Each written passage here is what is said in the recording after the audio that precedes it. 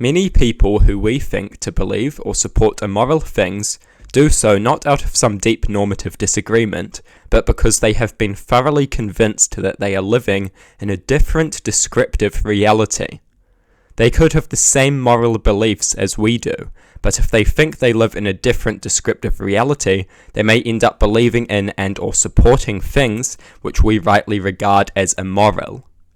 Notice right-wing propagandists often seem more interested in convincing people of an alternative reality than an alternative moral system. They seek to prove the descriptive, not the normative. A fine example of this is the political issue that is American democracy. Most Republicans have not been convinced that democracy as an idea is itself wrong or undesirable. They have instead been convinced that democratic results are instead anti-democratic and must therefore be forcibly overturned.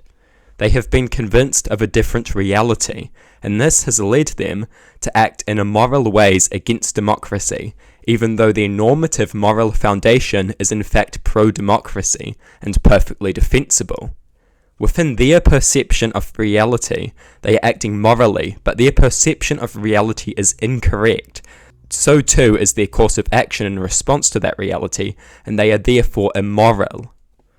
I think it is very important we understand that many of our opponents don't have a massive disagreement on what ought to be, but instead on what is. While some do obviously have moral disagreements, for many, these differences are largely hinged on perceived reality, and we must take this into account when addressing these people and their disagreements with us. Sometimes we do need to make complex and highly logical and philosophical moral arguments, but sometimes we just need to convince people of a particular descriptive reality, and all the right conclusions will follow from that.